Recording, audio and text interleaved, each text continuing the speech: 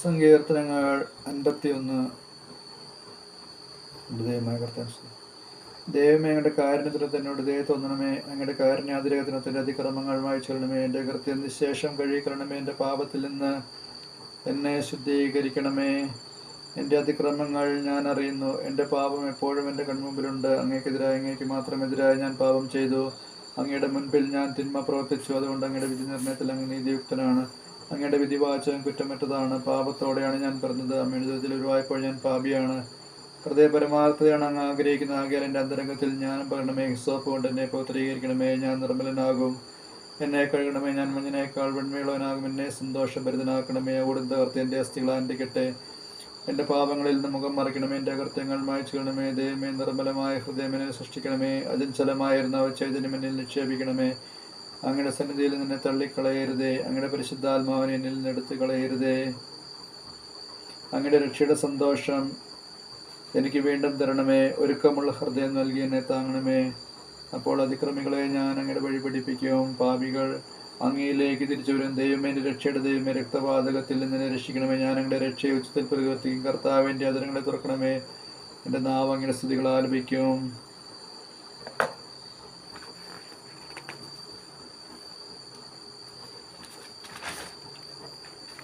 ബലികളിൽ അങ്ങ് പ്രസാദിക്കുന്നില്ല. ഞാൻ ദഹനബലി അർപ്പിച്ചാൽ അങ്ങ് സന്തുഷ്ടനാവുകയുമില്ല. ഒരുകിയ മനസ്സാണ് ദൈവത്തിന് സ്വീകാര്യമായ ബലി. ദൈവമേ, നുറങ്ങിയ ഹൃദയത്തെ അങ്ങ് നിരസിക്കുകയില്ല. അങ്ങ് പ്രസാദിച്ച് സിയോനെ നന്മ ചെയ്യണമേ. ജെറുസലേമിൻ്റെ കോട്ടകൾ പുതുക്കി പണിയണമേ. അപ്പോൾ അവിടെ നിർദ്ദിഷ്ട ബലികളിലും ദഹനബലികളിലും സമ്പൂർണ്ണ ദഹനബലികളിലും പ്രസാദിക്കും. അപ്പോൾ അങ്ങയുടെ ബലിപീഠത്തിൽ കാളകൾ അർപ്പിക്കപ്പെടും. നമ്മുടെ ദൈവമായ കർത്താവിന് സ്തുതി.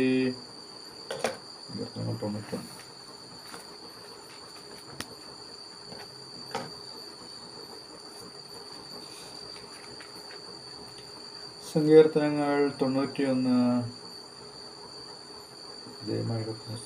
അത്യുന്നതന്റെ സംരക്ഷണത്തിൽ വസിക്കുന്നവനും സർവശക്തന്റെ തണലിൽ കഴിയുന്നവനും കർത്താവിനോട് എൻ്റെ സങ്കേതവും എൻ്റെ കോട്ടയും ഞാൻ ആശ്രയിക്കുന്ന എൻ്റെ ദൈവവും എന്ന് പറയും. അവിടുന്ന് എന്നെ വേടൻ്റെ കണിയിൽ നിന്നും മാരകമായ മഹാമാരിയിൽ നിന്ന് രക്ഷിക്കും. തൻ്റെ തൂലുകൾ കൊണ്ട് അവിടുന്ന് നിന്നെ മറച്ചുകൊള്ളും. അവിടുത്തെ ചിറകുകളുടെ കീഴിൽ നിനക്ക് അഭയം ലഭിക്കും. അവിടുത്തെ വിശ്വസ്തത നിനക്ക് കവചവും പരിചയമായിരിക്കും. രാത്രിയിലെ ഭീകരതയും പകൽ പറക്കുന്ന അസ്ത്രത്തെ നീ ഭയപ്പെടേണ്ട. ഏറ്റവും മഹാമാരിയെ നട്ടുച്ചയ്ക്ക് വരുന്ന വിനാശത്തെ നീ പേടിക്കേണ്ട.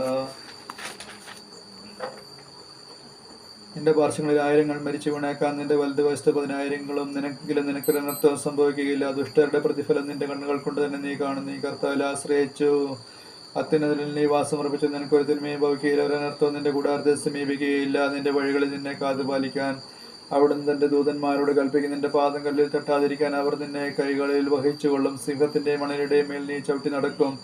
യുവസിംഹത്തെയും സർപ്പത്തെയും നീ ചവിട്ടി മതിക്കും. അവൻ സ്നേഹത്തിൽ എന്നോടൊട്ടി നിൽക്കുന്നതിനാൽ ഞാൻ അവനെ രക്ഷിക്കും. അവൻ എൻ്റെ നാമം അറിയുന്നതുകൊണ്ട് ഞാൻ അവനെ സംരക്ഷിക്കും. അവൻ എന്നെ വിളിച്ചപേക്ഷിക്കുമ്പോൾ ഞാൻ ഉത്തരമരുളും. അവൻ്റെ കഷ്ടതയിൽ ഞാൻ അവനോട് ചേർന്ന് നിൽക്കും. ഞാൻ അവനെ മോചിപ്പിക്കുകയും മഹത്വപ്പെടുത്തുകയും ചെയ്യും. ദീർഘായുസ് നൽകി ഞാൻ അവനെ സംതൃപ്തനാക്കും. എൻ്റെ രക്ഷ ഞാൻ അവന് കാണിച്ചു കൊടുക്കും. നമ്മുടെ ദൈവമായ കർത്താവിന് സ്തുതി.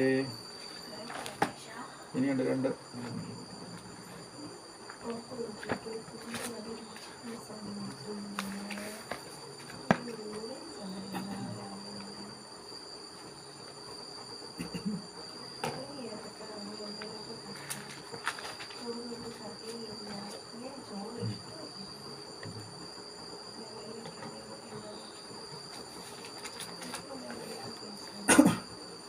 വിശുദ്ധ മർക്കോസിലെ നമ്മുടെ കർത്താവ് ശംശയുടെ പരിശുദ്ധ സുവിശേഷം. നമ്മുടെ കർത്താവായ സ്തുതി. 10-ാം അധ്യായം.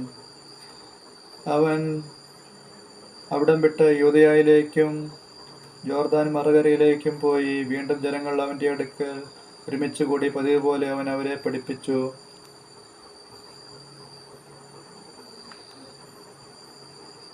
ഫരിസേയർ വന്ന് അവനെ പരീക്ഷിച്ചുകൊണ്ട് ചോദിച്ചു, ഭാര്യയെ ഉപേക്ഷിക്കുന്നതോ നിയമാനുസൃതമാണോ? അവൻ മറുപടി പറഞ്ഞു, മോശ എന്താണ് നിങ്ങളോട് കൽപ്പിച്ചത്? അവർ പറഞ്ഞു, ഉപേക്ഷാപത്രം കൊടുത്ത് അവളെ ഉപേക്ഷിക്കാൻ മോശ അനുവദിച്ചിട്ടുണ്ട്. യേശു പറഞ്ഞു, നിങ്ങളുടെ ഹൃദയകാഠിന്യം കൊണ്ടാണ് മോശ ഈ നിയമം നിങ്ങൾക്ക് വേണ്ടി എഴുതിയത്. എന്നാൽ സൃഷ്ടിയുടെ ആരംഭം മുതലേ ദൈവം അവരെ പുരുഷനും സ്ത്രീയുമായി സൃഷ്ടിച്ചു. ഇക്കാരണത്താൽ പുരുഷൻ പിതാവിനെയും മാതാവിനെയും വിടുകയും അവർ ഇരുവരും ഒരു ശരീരമായി തീരുകയും ചെയ്യും. പിന്നീട് ഒരിക്കലും അവർ രണ്ടല്ല, ഒറ്റ ശരീരമായിരിക്കും. അതിനാൽ ദൈവം സംയോജിപ്പിച്ചത് മനുഷ്യൻ വേർപെടുത്താതിരിക്കട്ടെ. ഇക്കാര്യത്തെക്കുറിച്ച് ശിഷ്യന്മാർ വീട്ടിൽ വെച്ച് വീണ്ടും അവനോട് ചോദിച്ചു.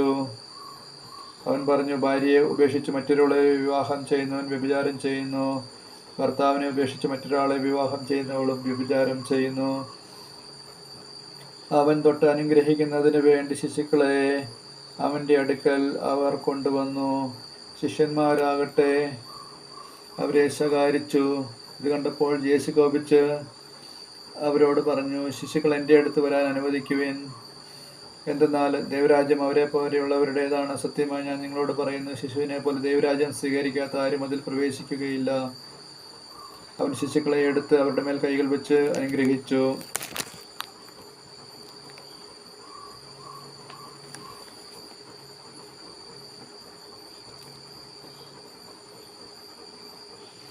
യേശു വഴിയിലേക്ക് ഇറങ്ങിയപ്പോൾ ഒരുവൻ ഓടി വന്ന് അവൻ്റെ മുമ്പിൽ മുട്ടുകുത്തി ചോദിച്ചു, നല്ലവനായ ഗുരു, നിത്യജീവൻ അവകാശമാക്കാൻ ഞാൻ എന്ത് ചെയ്യണം?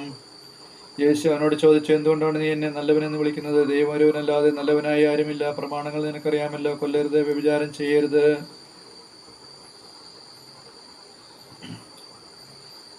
മോഷ്ടിക്കരുത്, കള്ളസാക്ഷ്യം നൽകരുത്, വഞ്ചിക്കരുത്, പിതാവിനെയും മാതാവിനെയും ബഹുമാനിക്കുക. അവൻ പറഞ്ഞു, ഗുരു, ചെറുപ്പം മുതൽ ഞാൻ ഇവയെല്ലാം പാലിക്കുന്നുണ്ട്. യേശു സ്നേഹപൂർവ്വം അവനെ കടാക്ഷിച്ചുകൊണ്ട് പറഞ്ഞു, നിനക്കൊരു കുറവുണ്ട്. പോയി നിനക്കുള്ളതെല്ലാം വിറ്റ് ദരിദ്രർക്ക് കൊടുക്കുക. അപ്പോൾ സ്വർഗത്തിൽ നിനക്ക് നിക്ഷേപമുണ്ടാകും.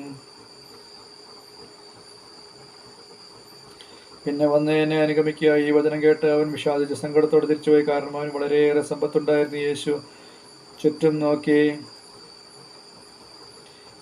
ശിഷ്യരോട് പറഞ്ഞു, സമ്പന്നൻ ദൈവരാജ്യത്തിൽ പ്രവേശിക്കുക എത്ര പ്രയാസം. അവൻ്റെ വാക്കുകേട്ട് ശിഷ്യന്മാർ വിസ്മയിച്ച്. യേശു വീണ്ടും അവരോട് പറഞ്ഞു, മക്കളെ, ദൈവരാജ്യത്തിൽ പ്രവേശിക്കുക എത്ര പ്രയാസം. ധനവാൻ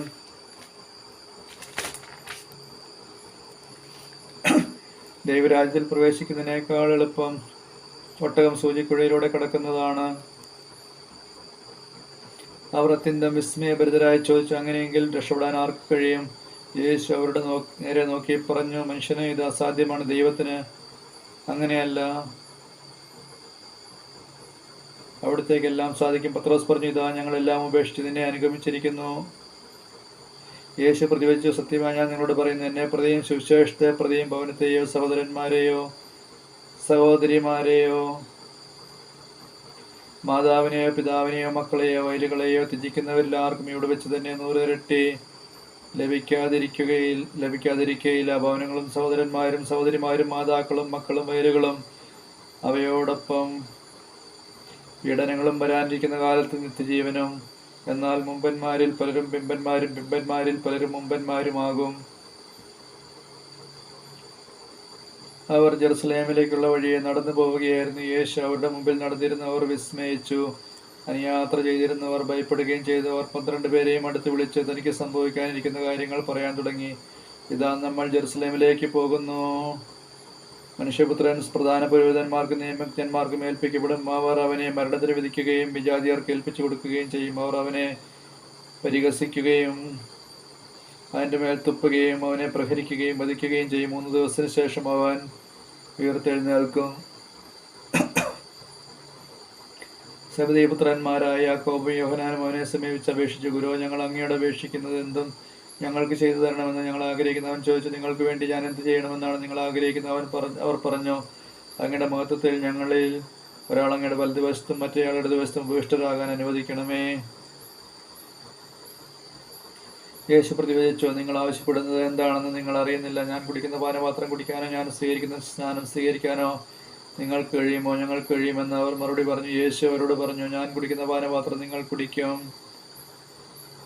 ഞാൻ സ്വീകരിക്കുന്ന സ്നാനം നിങ്ങൾ സ്വീകരിക്കുമെന്നാൽ എൻ്റെ വലതുവശത്തോ ഇടതുവശത്തോ ഇരിക്കാനുള്ള വരം തരേണ്ടത് ഞാനല്ലാതെ ആർക്ക് വേണ്ടി സജ്ജമാക്കപ്പെട്ടിരിക്കുന്നോ അവർക്കുള്ളതാണ്. ഇത് കേട്ടപ്പോൾ ബാക്കി 10 പേർക്ക് യാക്കോബിനോടും യോഹന്നാനോടും അമർഷം തോന്നി. യേശു അവരെ അടുത്ത് വിളിച്ചു പറഞ്ഞു, വിജാതിയരുടെ ഭരണകർത്താക്കൾ അവരുടെ മേൽ യജമാനത്വം പുലർത്തുന്നുവെന്നും അവരുടെ പ്രമാണികൾ അവരുടെ മേൽ അധികാരം പ്രയോഗിക്കുന്നുവെന്നും നിങ്ങൾക്കറിയാമല്ലോ. എന്നാൽ നിങ്ങളുടെ ഇടയിൽ അങ്ങനെ ആകരുത്. നിങ്ങളിൽ വലിയവനാകാൻ ആഗ്രഹിക്കുന്നവൻ നിങ്ങളുടെ ശുശ്രൂഷകനായിരിക്കണം. നിങ്ങളിൽ ഒന്നാമനാകാൻ ആഗ്രഹിക്കുന്നവൻ എല്ലാവരുടെയും ദാസനുമായിരിക്കണം. മനുഷ്യപുത്രൻ വന്നിരിക്കുന്നത് ശുശ്രൂഷിക്കപ്പെടാനല്ല,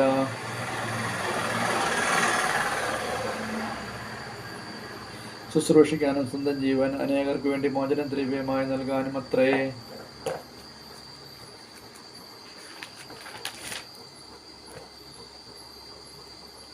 അവർ ജെറീക്കോയിലെത്തി. അവൻ ശിഷ്യരോടും വലിയ ഒരു ജനാവലിയോടും കൂടി ജെറീക്കോ വിട്ടു പോകുമ്പോൾ തിമേയോസിന്റെ പുത്രനായ ബർത്തിമേയോസ് എന്ന അന്ധയാചകൻ വഴിയരികിൽ ഇരിപ്പുണ്ടായിരുന്നു. നസ്രായനായ യേശുവാണ് പോകുന്നതെന്ന് അറിഞ്ഞപ്പോൾ അവൻ ഉച്ചത്തിൽ വിളിച്ചു പറഞ്ഞു, ദാവീദിന്റെ പുത്രനായ യേശുവേ, എന്നിൽ കനിയണമേ. നിശബ്ദനായിരിക്കുവാൻ പറഞ്ഞുകൊണ്ട് പലരും അവനെ ശകാരിച്ചു. എന്നാൽ അവൻ കൂടുതൽ ഉച്ചത്തിൽ വിളിച്ചു പറഞ്ഞു, ദാവീദിന്റെ പുത്ര, എന്നിൽ കനിയണമേ. യേശു പെട്ടെന്ന് നിന്നിട്ട് പറഞ്ഞു, അവനെ വിളിക്കുക. അവർ അന്ധനെ വിളിച്ച് അവനോട് പറഞ്ഞു, ധൈര്യമായിരിക്കൂ, എഴുന്നേൽക്കുക, യേശു നിന്നെ വിളിക്കുന്നു. അവൻ പുറങ്കുപ്പായം ദൂരെ എറിഞ്ഞ് കുതിച്ചാടി യേശുവിൻ്റെ അടുത്തെത്തി. യേശു ചോദിച്ചു, ഞാൻ നിനക്ക് വേണ്ടി എന്ത് ചെയ്യണമെന്നാണ് നീ ആഗ്രഹിക്കുന്നത്?